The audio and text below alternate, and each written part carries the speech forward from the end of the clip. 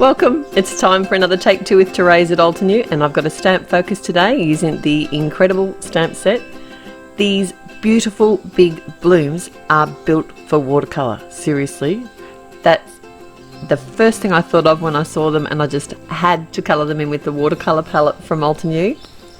So I did pre-stamp the 3 images on some watercolour cardstock, and it's on the side that has the texture also, and I thought this is going to give me a lot more room to move. I can add more water because I often do a lot of my watercolouring on the Bristol Smooth because I like the weightness of that cardstock. And did you see the sneak peeks at Creativation? There's something special coming soon from Altenew. I'm using a wet to wet technique, and that just means I'm adding some clean water to each petal before I drop some watercolour into it. I'm not pre-mixing my colours, I'm actually just picking them up with my water brush straight from the palette itself and letting them sort of mix within the water on the cardstock. I tried to colour leaves. They're not leaves, are they? It's a flower. I tried to colour the petals that weren't directly beside each other, so that way the colours didn't sort of mix too much. It wouldn't have probably mattered too much because I'm using the same colours on all the petals. And I just wanted to add a little bit of neutral in there. So I did pick up a bit of the frayed leaf and just drop it in with the pinks, just to give it that sort of off colour look. It just didn't look too prissy, too pink. And these flowers are seriously, they're going to be the focus of the card. Look at how amazing they are. I can't wait to colour them with the artist markers too. That's going to be so much fun. I ended up only using 2 of the flowers, but I did stamp all 3 initially. I don't know about you, but as I'm colouring, I find that I learn an image, and the more that I colour an image, the better I get at it. And this is the first time I've ever coloured these flowers. I just like colour, so I don't mind which medium I use. You can seriously recreate this card if you prefer to colour with your pencils or with your alcohol markers. There is so many options. Oh, even like the water brush markers, I nearly picked those up today. They do have a set of coordinating dies. I didn't use them today because I did add so much water. It did wash out the edges of the flowers a little bit, and I wanted a real sort of finished look, so I actually fussy cut these flowers right up to the very edge. And like I said, this was a textured cardstock, so I just used a Sharpie marker to fill in the gaps on the centers of the flowers that didn't stamp perfectly, and that seemed to work well.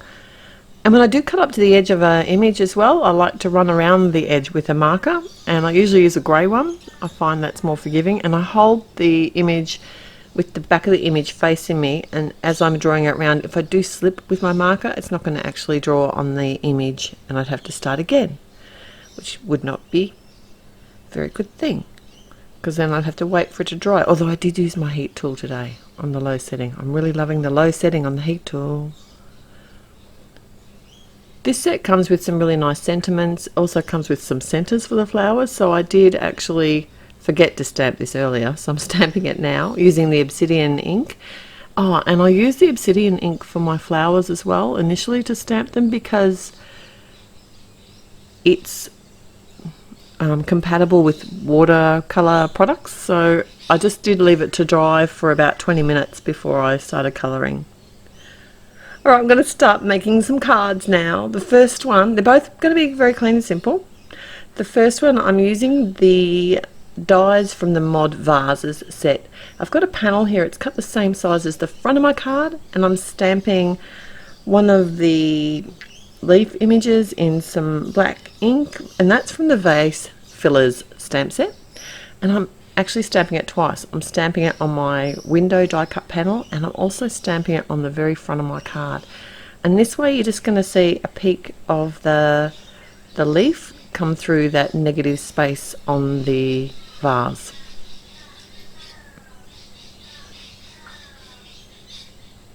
The The vases actually do come with a stamp, and I think that's what gave me this idea.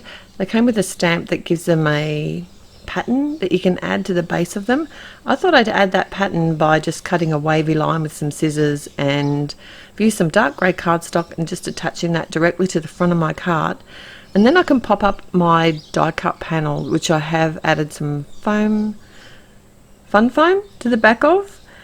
And I just always use my scrap fun foam for this. You know, anything that I've got left over just gets piled onto the back of these panels to pop them up, and that way I'm not wasting anything. And then I've added some glue tape and some foam squares to pop up my flower. It's a very sort of modern watercolour flower look I'm going for today.